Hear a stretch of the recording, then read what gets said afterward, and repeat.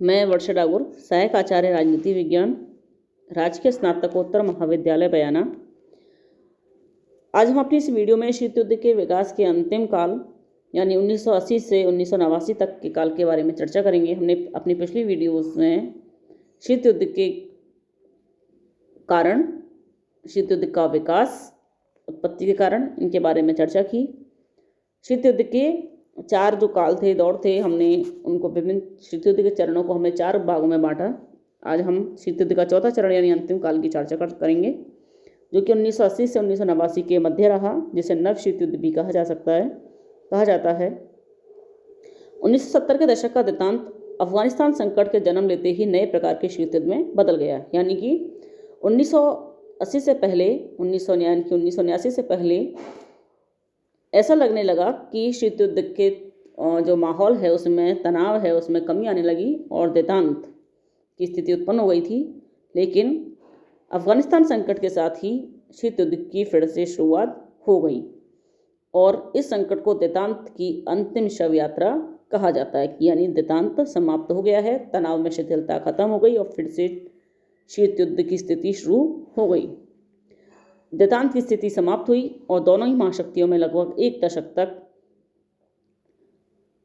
दशक तक रहने वाला तनाव शैथिल्य के जो दिन थे वो लद गए और फिर से पुराने तनाव में वृद्धि होने लगी। इसकी उत्पत्ति के प्रमुख कारण निम्नलिखित थे। सोवियत संघ की शक्ति में वृद्धि ने अमेरिका के खिलाफ अपनी पुरानी जो दुश्मनी थी वो फिर से आरंभ कर दी। अमेरिकी राष्ट्रपति रोनाल्ड रीगन ने राष्ट्रपति बनते ही शस्त्र उद्योग को फिर से बढ़ावा दिया और मित्र राष्ट्रों का सशक्तिकरण करने पर बल दिया।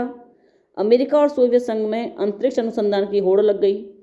अफगानिस्तान में सोवियत संघ ने हस्तक्षेप किया और इससे शीत युद्ध में वृद्धि हुई। अमेरिका और सोवियत संघ में पारस्परिक प्रतिस्पर्धा शुरू हो गई।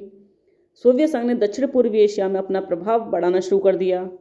23 मार्च 1983 को अमेरिकी राष्ट्रपति रोनाल्ड रीगन ने स्टार वार कार्यक्रम चलाया, जिसे अंतरिक्ष युद्ध कहा जाता है।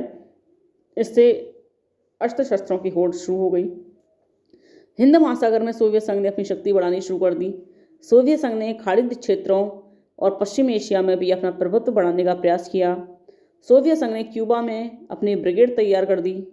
निकारागुआ में अमेरिका ने अपना प्रभुत्व बढ़ाना शुरू कर दिया। इन सभी नए कारणों से शीत युद्ध का जन्म हुआ फिर से और देतांत का अंत हुआ। इससे अंतर्राष्ट्रीय संबंधों में नई खटास पैदा हुई और अमेरिका ने खाड़ी सिद्धांत के द्वारा विश्व शांति के लिए खतरा पैदा कर दिया। इस नए शीत युद्ध ने विश्व को तृतीय विश्व युद्ध के कगार पर लाकर खड़ा कर दिया। इससे देतांत को हानि हुई और निशस्त्रीकरण को बढ़ावा मिला, धक्का लगा। इससे तनाव का केंद्र अफगानिस्तान, कंबोडिया, निकारागुआ आदि देश हो गए।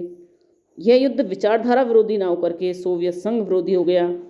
इसके अभिकर्ता अमेरिका और सोवियत संघ ना होकर के ब्रिटेन, फ्रांस और चीन भी थे। इस युद्ध ने संपूर्ण विश्व का वातावरण ही दूषित कर दिया और इसने बहुध्रुवीकरण को जन्म दिया और अंतर्राष्ट्रीय संबंधों में नई चुनौतियों को पेश किया। अब हम पढ़ेंगे अंतर्राष्ट्रीय संबंधों पर यानी अंतर्राष्ट्रीय राजनीति पर शीत युद्ध का क्या प्रभाव था। शीत युद्ध, जो कि 1945 से 1989 तक विभिन्न चरणों से गुजरते हुए अलग अलग रूप में विश्व राजनीति को प्रभावित करता रहा। इसने अमेरिका और सोवियत संघ के मध्य तनाव पैदा करने के साथ साथ अन्य प्रभाव भी डाले। इसके अंतर्राष्ट्रीय संबंधों पर निम्नलिखित प्रभाव थे। इससे विश्व को 2 गुटों में, सोवियत संघ और अमेरिकी गुट में विभाजन हो गया। संपूर्ण जो विश्व था 2 खेमों में, 2 गुटों में बट गया। विश्व की प्रत्येक समस्या को गुटीय स्वार्थों पर ही परखा जाने लगा। इससे यूरोप का विभाजन हो गया। विश्व में आतंक और भय की स्थिति उत्पन्न हो गई। अंतर्राष्ट्रीय संबंधों में तनाव, प्रतिस्पर्धा और अविश्वास की भावना उत्पन्न हो गई। गर्म युद्ध का माहौल तैयार हो गया। शीत युद्ध कभी भी वास्तविक युद्ध में परिवर्तित हो सकता था। इससे आणविक युद्ध की संभावना में वृद्धि हुई और परमाणु शस्त्रों के विनाश के बारे में सोचा जाने लगा। इस संभावना ने विश्व में आणविक शस्त्रों की होड़ को बढ़ावा दिया। इससे नाटो, सीटो, सेंटो, वार्सा जैसे सैनिक संगठनों का जन्म हुआ, जिससे निशस्त्रीकरण के प्रयासों को गहरा धक्का लगा और निरंतर तनाव की स्थिति बनी रही। इसने संयुक्त राष्ट्र संघ की भूमिका में कमी कर दी। अब अंतर्राष्ट्रीय समस्याओं पर संयुक्त राष्ट्र संघ जैसी महाशक्तियों के निर्णयों पर ही निर्भर हो गया। संयुक्त राष्ट्र संघ समस्याओं के समाधान का मंच न होकर के अंतर्राष्ट्रीय संघर्षों का अखाड़ा बन गया। दोनों ही महाशक्तियां अपने अपने दांव चलने लगी। इसने शस्त्रीकरण को बढ़ावा दिया और विश्व शांति के लिए भयंकर खतरा उत्पन्न हो गया। दोनों ही महाशक्तियाँ अपनी अपनी सैनिक शक्ति में वृद्धि करने के लिए पैसा पानी की तरह बहाने लगी और विश्व का आर्थिक विकास का जो मार्ग था वो अवरुद्ध हो गया। इसने सुरक्षा परिषद को भी कमजोर या पंगु कर दिया। जिस सुरक्षा परिषद के ऊपर विश्व शांति का भार था वह अब दो महाशक्तियों के संघर्ष का अखाड़ा बन गई। परस्पर विरोधी व्यवहार के कारण अपनी वीटो शक्ति का उन्होंने बार बार प्रयोग किया महाशक्तियों ने। इससे जन कल्याण की योजना को गहरा आघात लगा। दोनों ही महाशक्तियाँ शक्ति की राजनीति में विश्व में तीसरी दुनिया के देशों के मध्य समस्याओं के प्रति उपेक्षापूर्ण रवैया अपनाती रहीं। इसने शक्ति संतुलन के स्थान पर आतंक के संतुलन को जन्म दिया। इसने गुटनिरपेक्ष आंदोलन को सबल दिए आधार प्रदान किया। विश्व में नव उपनिवेशवाद का जन्म हुआ। विश्व राजनीति में अप्रत्यक्ष रूप से युद्धों की भरमार हुई। इससे राष्ट्रीय स्वतंत्रता आंदोलन का विकास हुआ। अंतर्राष्ट्रीय राजनीति में प्रचार और कूटनीति के महत्व को समझा जाने लगा। इस तरह कहा जा सकता है कि शीत युद्ध ने अंतर्राष्ट्रीय संबंधों पर व्यापक प्रभाव डाले।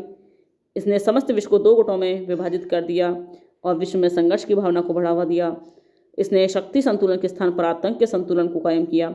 लेकिन नकारात्मक प्रभावों के साथ साथ कुछ सकारात्मक प्रभाव भी हुए। इसने तकनीकी और प्राविधिक विकास का मार्ग प्रशस्त किया। इसने यथार्थवादी राजनीति का आविर्भाव हुआ और विश्व राजनीति में नए राज्यों की भूमिका को भी महत्वपूर्ण माना जाने लगा। ये हमने शीत युद्ध के विश्व राजनीति पर क्या प्रभाव थे उनकी हमने चर्चा की। अब हम नेक्स्ट वीडियो में शीत युद्ध के अंत की चर्चा करेंगे। धन्यवाद।